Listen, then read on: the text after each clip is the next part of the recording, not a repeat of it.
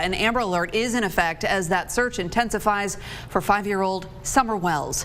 Hawkins County Sheriff says she may have walked away from her home near Rogersville last night. Well, here's a look at what makes this search so tricky. The view from the air. See how mountainous and wooded the terrain is? That is an obstacle for search crews, and so is limited cell service. I am afraid for my children and for myself. Summer Wells' mother wrote those words in an order of protection that she filed against the missing girl's father. We heard our Sam Luther there asking, have the parents been ruled out? The TBI said this is still very much under investigation and all possibilities are on the table. So a very open-ended answer there from the TBI in terms of how the parents figure into this investigation and whether or not they are still a part of it. So here we are watching them make their way through the school as they search for the student. Remember, they are there to arrest him on complaints of domestic violence. We do have a piece of video that we have edited that shows part of the struggle that happened in the bathroom. Officers say we believe that was Anthony Thompson Jr.'s hand going into his pocket, potentially reaching for a weapon. This is the other student that was in the bathroom. He was forced to the ground and then later detained. In the background, we see Officer Wilson being injured. He's injured there and getting dragged out of the bathroom. And right in front of him, Anthony Thompson Jr. on the ground, an officer unaware of his immediate condition, but working to quickly restrain him. This is pretty big. No charges for any of the officers who were involved in this deadly shooting involving the Austin East High School student. We are following a major story out of East Knox County at this hour. A mine collapse has killed one person and left 2 others hurt. The breaking news is unfolding at the Near Star mine in Mascot, and a federal investigation is now underway. Alarming details are now emerging about the company's track record for safety. This is Near Star's 3rd deadly mining accident at one of its Tennessee locations this year alone. Fire spans 250 acres, grew from 30 in a matter of hours. None of it is contained. Homes, cabins destroyed. You can see how quickly the situation can become dangerous as turbulent wind spreads the embers. People have been evacuating since late this morning, and you were kind of in the path of that evacuation. So you had an opportunity to talk with a lot of different people. You've got a little bit of rain. Talk to us about what that means for this firefight and also the direction we think the fire is going to be headed and who needs to really pay attention to this situation. In this neighborhood, driveways, they lead to homes that no longer exist. And the images that they now lead to are absolutely chilling. You see cars that have clearly been searched by emergency responders looking for victims, looking for people who might need help. This is Ryan Meyer's home. The second that he found out that his family was safe, do you know what he did? He ran right across the street to help his neighbor who was in need, a woman trapped under this home as it was collapsing. But she said that the victim had at least a few moments to communicate with family before she passed away. You have to wonder, how does somebody survive something like this? Well, the short answer to that is, Carlin, you weren't here last night. Carlin said he had a bad feeling and you went to a different home.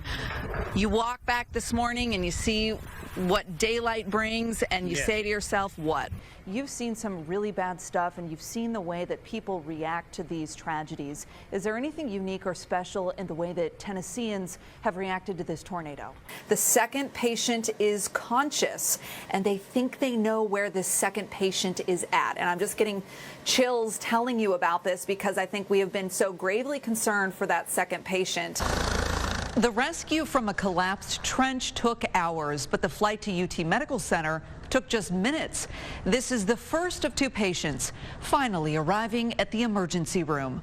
Almost 2 hours after the first patient landed at UT, the second patient arrived by ambulance. Both spent more than 6 hours buried under dirt at a Powell construction site. Good evening and thanks for joining us for WVLT News at 11. I'm Amanda Hara. From the state investigation that's now underway to an update on conditions. We've got team coverage on the trench collapse tonight. Sam Luther, we're going to start with you. You're at UT Medical Center. What do we know about both men and how they're doing tonight?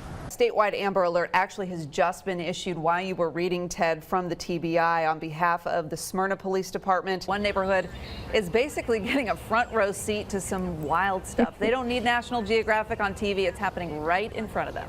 Meteorologist Ben Cathy has left the studio. He's had it with me and Ted, needed a break from us, and the bonus is it's nice and sunny out there, Ben. Something really makes me want to lace up my running shoes and go for a jog. Is it this weird dress that I'm wearing, Ted? That might be it. If anyone knows how to tie a bow on these shoelaces, please report to the studio. I'm the person that sees a helicopter. I'm like, I gotta pull over and check it out. Let's find out what that's about. Good thing I did this time. What is new at Zoo Knoxville this summer? Please let it be an all-access pass to pet the animals. Here's a free petting pass. Please. The snow is falling all over me. The old saying goes that a soldier dies twice. Once, when they actually physically die, And again, when they're forgotten. when their name is never said again. In Tennessee's Great Smoky Mountains National Park, Off trail, there are names 210 and maybe 215 route. that haven't been spoken in hundreds of years. Until now. William Trenum, thank you for your service. You actually have to say their name so that they're never forgotten.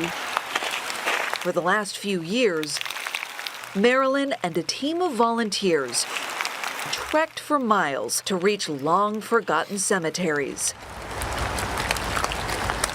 Be careful in this snowy area. They lay wreaths on headstones So glad they got snow. that rarely get visitors. It makes the wreaths look so much better. And they speak each name John Owenby. out loud. Henry, it's our pleasure to honor you for what you've done for our country. Thank you so very much. To understand what motivates Marilyn, just look inside her closet. My dress blues. As a career Navy woman, You see, I was a hospital corpsman. she wasn't honoring lives. You worked in the operating room at Navy hospitals. She was saving them. It's almost like you were a caretaker of the living, and now you're a caretaker of the dead. Yeah, I hadn't thought of it in that realm, because I've always wanted to help save people, and so in a way, I'm actually saving these veterans from not ever being remembered. In this small family cemetery, the saving is personal. Some names So, Granddad, mean more. thank you for your service. So I actually am a descendant of William T. Trenum. He's my third great-grandfather. He served in the 1812 war. But till you see a grave with their name on it, all of a sudden it just comes real to you. Like, yeah, I really do have a great-grandfather and grandmother, and they are from the Smokies. Do you think there are other veterans in the park you haven't found yet? Just recently, we found 4 more in this recent hike. Right now, investigating and confirming 4 new veterans that weren't on our list before. I hope you enjoyed having your wreath, sir. All the wreaths that we placed, we are being picked up. If a soldier dies again when they're forgotten, Winfred Oimby, he's a 2-time Purple Heart winner. then Marilyn has saved these men from a second death. To say their name so that they're never forgotten. One name Caleb Trenum, after another, Andrew Bradley. after another. Mission absolutely accomplished, absolutely. In Tennessee's Great Smoky Mountains National Park, Well, dudes, you're all on TV. I'm Amanda Hara.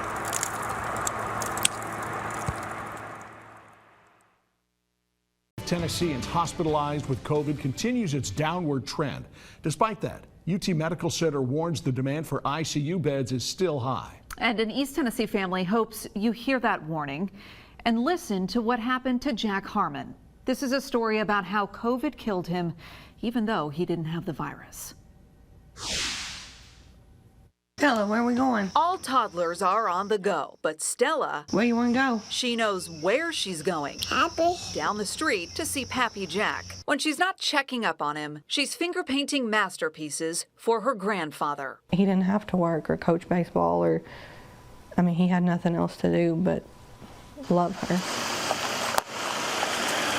But when life is so good and bad things happen,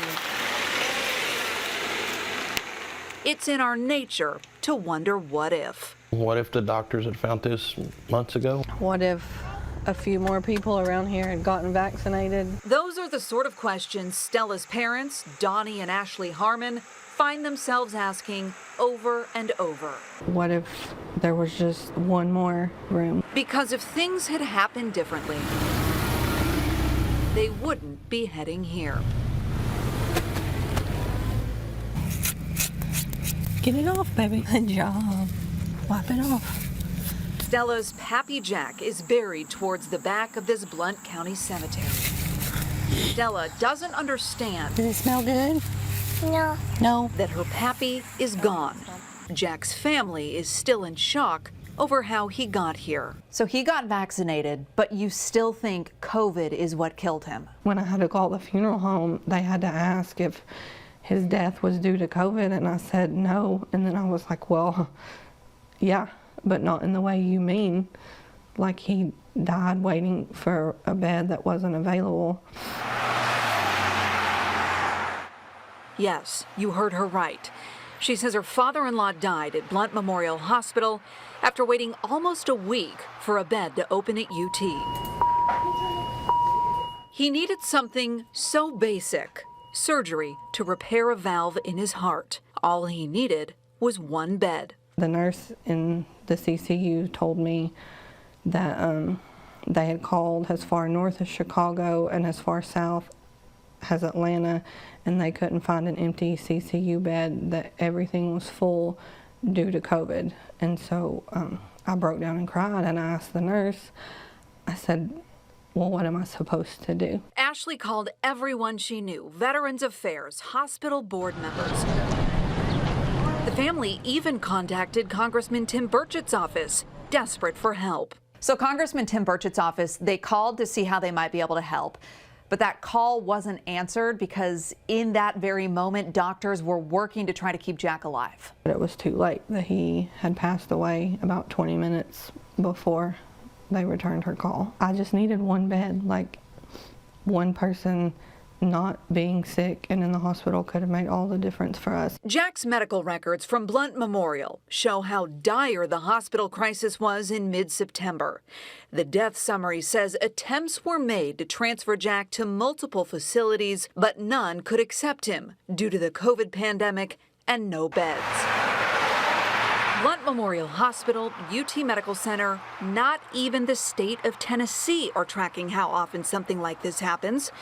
But Donnie and Ashley say once is more than enough. Why do you want people to hear this story? Everything you do trickles down and affects other people. I mean, we're all connected. I don't think I have the right to tell somebody they need to get the shot or they have to have it, and I don't think anybody else should be able to say that you have to have it. It's a choice. But yeah, like I explained to my wife the other day, was talking, I'm like, you know, if you don't want to get the shot, you get sick, stay at home. You know, it's just like, stay at home.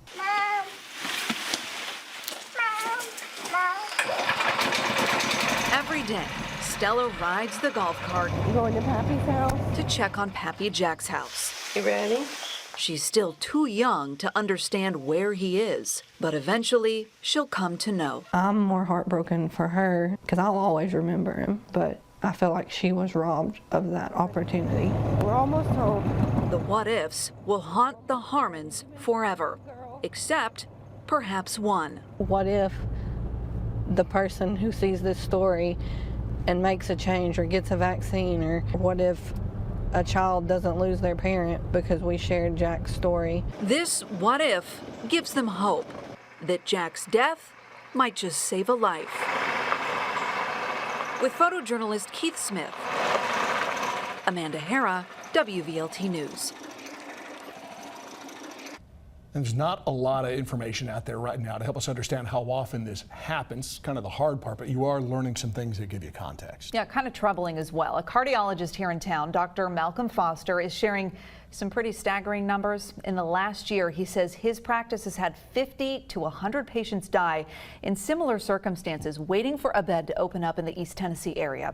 And he says that number is probably closer to 100 and that the trend is worsening right now with the Delta variant. Obviously very hard for little Stella and the family members that we saw, but this is a crushing impact on a lot of people. Yeah, it's very global. Jack has a big family, 3 children, 7 grandchildren, 5 great-grandchildren. There are no doubt a lot of people hurting tonight.